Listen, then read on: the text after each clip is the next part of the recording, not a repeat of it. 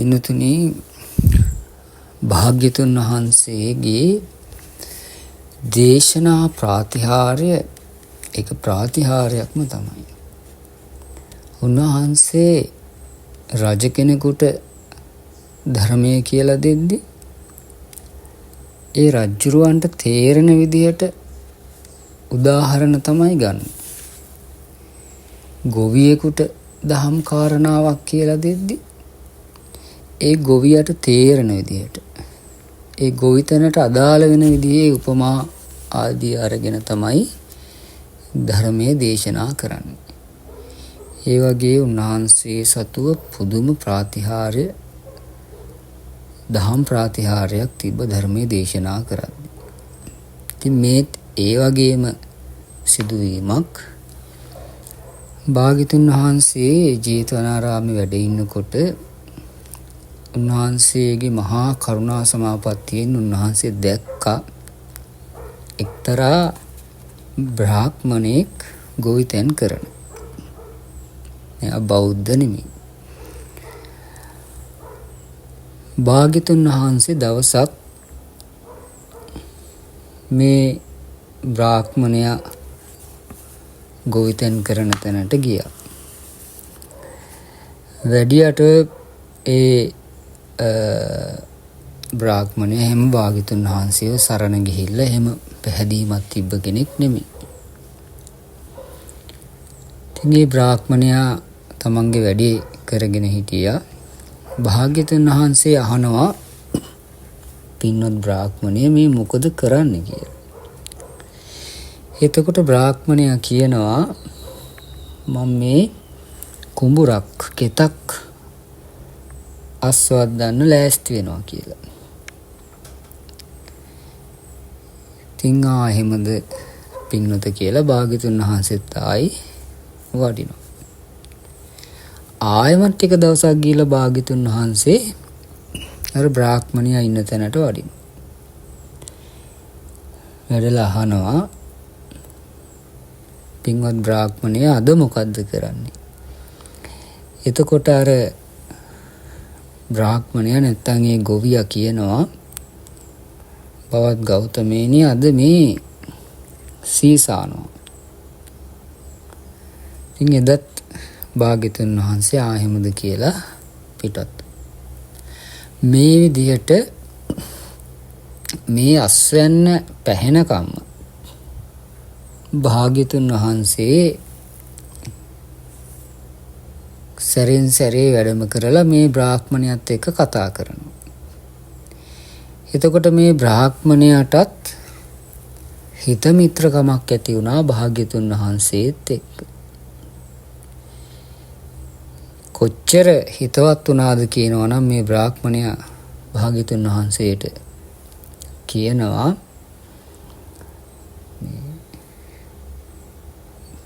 බවත් ගෞතමයන් දැන් බොහෝ කාලයක් තිස්සේ මේ කුඹුරට ඇවිල්ලා මා එක්ක කතා බහ කරලා යනවා. ඒ නිසා බවත් ගෞතමයන් මිත්‍රයෙක් හැටියටයි මම සලකන්නේ. ඒ නිසා මේ කුඹුරේ අස්වැන්න පැහුණාම ඒකෙන් කොටසක් බවත් ගෞතමයන්ට නොදී මං අනුභව කරන්නේ නැහැ කියන තරමට හිත මිත්‍රකමක් ඇති වුණා භාග්‍යතුන් වහන්සේ ගැන. ඒ හිත මිත්‍රකම මිසක් මෙයාට වෙන පැහැදීමක් භාග්‍යතුන් වහන්සේ ගැන නැහැ. මොකද මෙයා බ්‍රාහ්මණෙක් නිසා.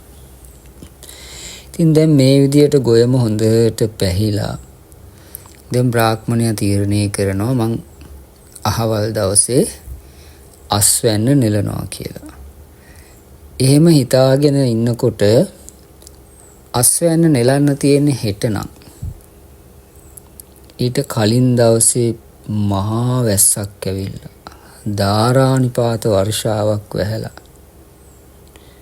අර මුළු ගොයමම එහෙමම ගහගෙන ගිහිල්ලා විනාශ වෙලා. ඉතින් මේ බ්‍රාහ්මණයා උදේ ඇවිල්ලා බැලුවාම එක ගොයම් පැලයක් නැහැ, ඔක්කොම විනාශ වෙලා ගිහිල්ලා. එතකොට මේ බ්‍රාහ්මණයාට හරි ශෝකයක් ඇති වුණා තමන්ගේ අස්වැන්න විනාශ වෙච්ච එක ගැන. ඒ වගේම කල්පනා කරා අනේ මගේ මිත්‍රයා මේ ශ්‍රමණ බවත් ගෞතමයන්ටත් මම මේ අස්වැන්නෙන් කොටසක් දෙන්න හිටියේ බලන්නකෝ ඒකත් කරගන්න බැරි වුණානි කියලා ශෝකයෙන් ඇවිල්ලා කන්නේ බොන්නෙත් නැතුව ගෙදරට වෙලා ඉන්නවා. එදා පින්නතුනි භාග්‍යතුන් වහන්සේ අර හැම දවසකම වැඩියේ කුඹුර කරන තැනට එදා වඩිනවා මේ බ්‍රාහ්මණයාගේ ගෙදරට.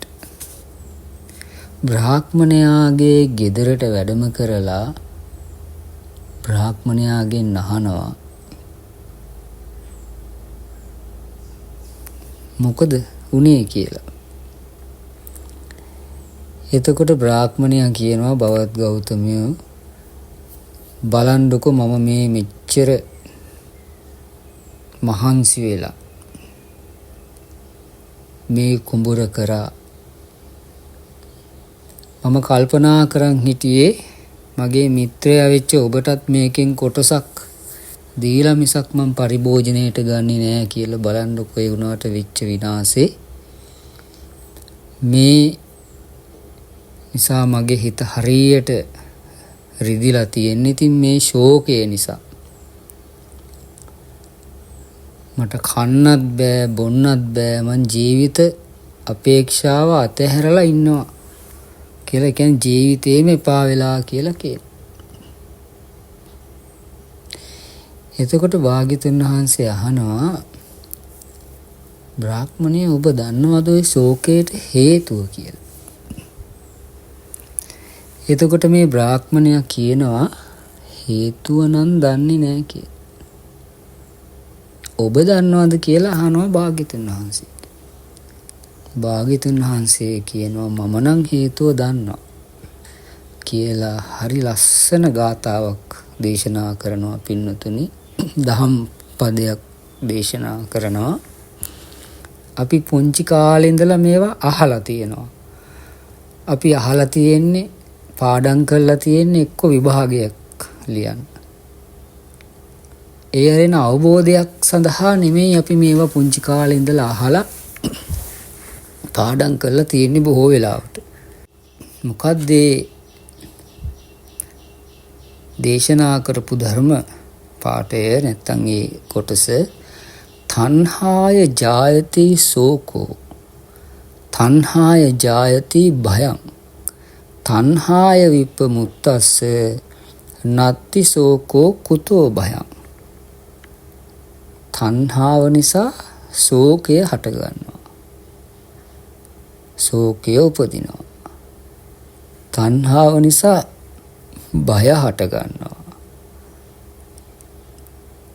තණ්හාවෙන් මිදිච්ච කෙනාට ශෝකයකුත් නැහැ භයකුත් නැහැ කියලා ඔන්න ඔය සතර පද පෙළිය භාග්‍යතුන් වහන්සේ දේශනා කරා. තණ්හාව නිසා ශෝකය හට ගන්නවා. තණ්හාව නිසා භය හට ගන්නවා. තණ්හාවෙන් මිදිච්ච කෙනාට ශෝකයක් නැහැ භයක් නැහැ කියන. ශෝකයක් භයක් කොහෙන්ද කියලා අහනවා. ශෝකෝ කුතෝ භයං. ධම්මපදයේ පිය වර්ගයේ තියෙන ওই ගාතාව. දැන් මේක කිව්වහම මේ බ්‍රාහ්මණයා මේක කල්පනා කරන්න ගත්තා. භාග්‍යතුන් වහන්සේ ඒක දේශනා කරලා වැඩිය නැවත. මේ බ්‍රාහ්මණයා මේක කල්පනා කරන්න ගත්තා. මේ භාග්‍යතුන් වහන්සේ දේශනා කරපු දේ තණ්හාව නිසා ශෝකය හට ගන්නවා. තණ්හාව නිසා භය හට ගන්නවා. කල්පනා කරනකොට මෙයාට තේරෙන්න ගත්තා මේ තමන්ගේ කුඹුර විනාශ වෙච්ච නිසා නෙමෙයි තමන්ට මේ ශෝකය හටගත්තේ. තමන්ගේ කුඹුර පාළු වෙච්ච නිසා නෙමෙයි මේ ශෝකය හටගත්තේ. තමන්ගේ හිත පාළු වුණා. තමන් ආසා කරපු දේ නොලැබී ගියා. ඒ අස්වැන්නෙන් තමන් කරන්න හිටපු දේවල් ගැන තිබ්බ ආසාව නිසා ඒ අස්වැන්න වැඩෙද්දි තමන්ටත් නොදැනුවත්වම තමන්ගේ හිතේ තණ්හාවත් වැඩි දියුණු වෙනවා. ආසාවත් වර්ධනය වෙනවා. ඔන්න කල්පනා කරන්න පටන් ගත්තා.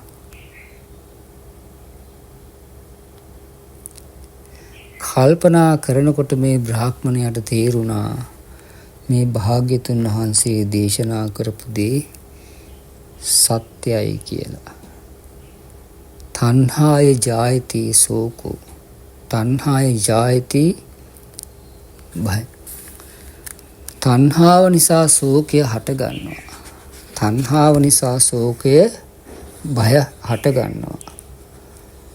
තණ්හාය විප්පමුත්තස්ස. තණ්හාව නැත්තම් නත්ති ශෝකෝ කුතෝ භයං. ශෝකයක් බයක් කොහෙන්ද කියලා අර තමන්ට වෙච්ච විපත්තිය ධර්මයට ගලපලා ලස්සනට කල්පනා කරන්න පටන් ගත්තා. දැන් අපිට වෙන්නේ අපිට මොකක් හරි විපත්තියක් වුණාම අපිට මේ සිහිපත් වෙන්නේ නැහැ. අපි කලබලයටපත් වෙනවා. හිත කලබල වෙනවා. එතකොට නිවී සැනසille අපිට කල්පනා කරලා හිත එක්තරා විදියකට හරි සංසිඳුවාගෙන මේ ප්‍රශ්නය දිහා හිතන්න බැරි වෙනවා. භාග්‍යතුන් වහන්සේ දැක්ක මේ බ්‍රාහ්මණයාට මේ වෙන්ට යන විපතයි මේ විපතෙන් බේර ගන්නට පුළුවන් කියන එකක් දැක්කා. මේ අස්වැන්න පාළුවෙන් නෙමෙයි මේ හිතට වෙන හානියෙන් ආරක්ෂා කරන්න පුළුවන් කියලා. භාග්‍යතුන් වහන්සේ දේශනා කරනවා ඒ නිසා තණ්හාව නිසා ශෝකය හට ගන්නවා. තණ්හාව නිසා භය හට ගන්නවා.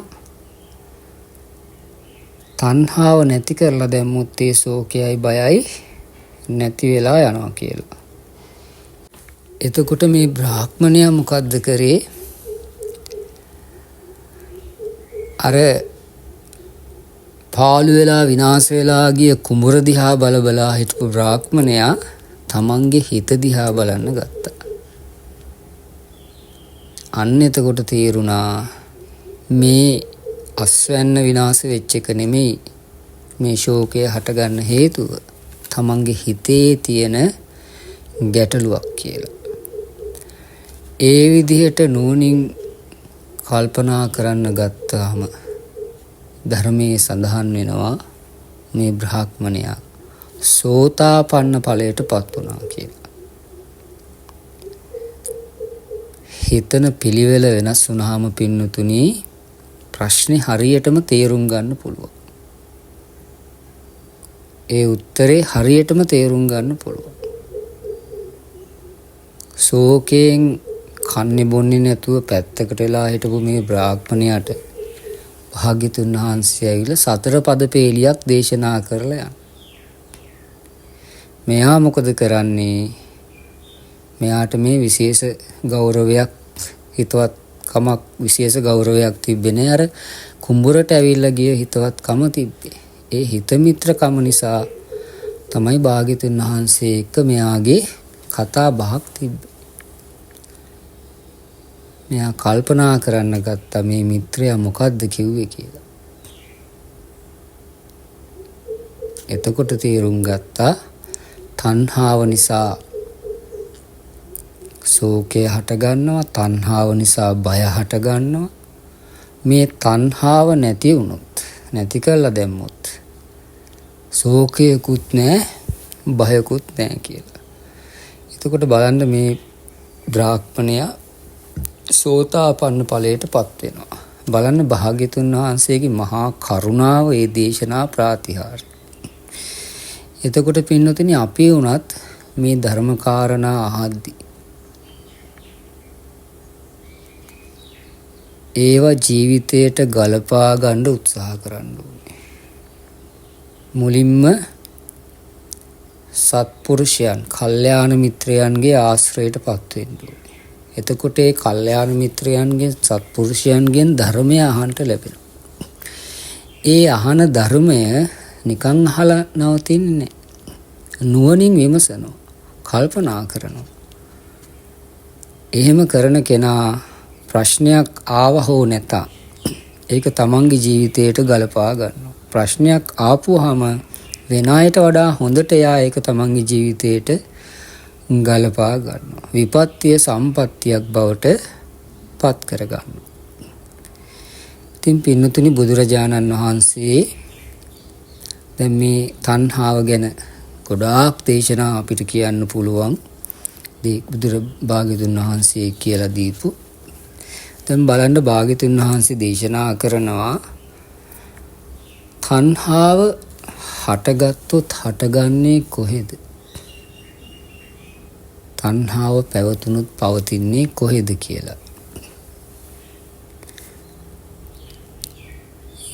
යං ලෝකේ පිය රූපං සාත රූපං. මේ ලෝකයේ ප්‍රිය මිහිරි දේවල් ඇද්ද? ettesa තණ්හා uppajjamana uppajjati. එත්ත නිවිසමානා නිවිසති. ඒ ප්‍රිය මිහිරි ස්වභාවයෙන් යුක්ත දේවල් තුල දේවල් කෙරෙහි තමයි තණ්හාව හටගත්තොත් හටගන්නේ. තණ්හාව පැවතුනොත් පවතින්නේ කියලා. එතකොට මොනවද පින්නතුනි මේ ලෝකේ ප්‍රිය මිහිරි ස්වභාවයෙන් යුක්ත දේවල් අපිට තියෙනවා? භාග්‍යවතුන් වහන්සේ කියලා දෙනවා චක්කුම් භික්ඛවේ පිය රූපං සාත රූපං. මේ ඇහැ කියන්නේ අපිට ප්‍රිය දෙයක්, මිහිරි දෙයක්. ඔය විදිහට මේ ඇහැ, කන, නාසය, දිවකය, මනස කියන මේ ආයතන, ඊළඟට මේ රූප, ශබ්ද, ගන්ධ, සුවඳ, රස, පහස, අරමුණු කියන මේ බාහිර ආයතන, මේ ඔක්කොම ප්‍රිය මිහිරි දේවල්. ඉතින් මේවා තුළ තමයි, මේ කෙරෙහි තමයි තණ්හාව හටගත්තොත් හටගන්නේ. තණ්හාව පැවතුනොත් පවතින්නේ. එතකොට මේ ඇස, කන, නාසය ආදී මේ අභ්‍යන්තර ආයතනවත්, රූප, ශබ්ද, ගන්ධ, සුවඳ ආදී බාහිර ආයතනවත්, මේ කිසි එකක් නිත්‍ය දේවල් නෙමෙයි. වෙනස් වෙලා නැති වෙලා යන දේවල්. එතකොට මොකද වෙන්නේ? ඒ කෙරෙහි අපේ ආසාව තියෙන නිසා, අපේ තණ්හාව තියෙන නිසා අපිට හඬන්න, වැළපෙන්න, ශෝක කරන්න තමයි ඉතුරු වෙන්නේ. අන්නේ කාරණේ තේරුම් ගත්තොත් මේ දේවල් කෙරෙහි තියෙන ආසාව තමන්ගේ හිතේ තියෙන දෙයක්. දේවල් නෙමෙයි. ඒ දේවල් කෙරෙහි හිතේ තියෙන බැඳීමයි අතහරින්න ඕනේ කියන කාරණේ තේරුම් ගත්තොත්, අර බ්‍රාහ්මණයාට වගේ අපිටත් අපේ ජීවිතය තුළ ධර්මයෙන් රැකවරණයක් හදාගන්න පුළුවන්කම ලැබෙනවා. ඒ නිසා හොඳට මේ ධර්මය ඉගෙන ගන්න, ජීවිතයට ගලපා ගන්න. දැන් බලන්න, මේ තණ්හාය ජායති සෝකෝ කියන ඒ ධර්ම පාඨයේ ඒ පේලි 4 අපි කොච්චර අහලා තියෙනවද? පාඩම් කරලා ඇති. සමාජයේ වෙන දේවල් වලදීත් ඕක පාවිච්චි කරනවා. නමුත් අපි කරේ නැත්තේ මොකක්ද? අවබෝධයේ පිණිසේ ධර්ම පාඨ, ඒ ධර්ම කාරණා පාවිච්චි කරේ නැති එක, ප්‍රයෝජනයක් ගත්තේ නැති එක. අර බ්‍රාහ්මණයා කරේ ඒක. ඒ නිසා මේ ධර්මයේ හොඳට අහලා, නුවණින් විමසලා තමන්ගේ ජීවිතයට ගලපා ගත්තොත් අපිටත් මේ ධර්මයෙන් රැකවරණයක් හදාගන්න පුළුවන්කම ලැබෙනවා. අර බ්‍රාහ්මණයා උතුම් සෝතාපට්ටි ඵලය සාක්ෂාත් කරා වගේ.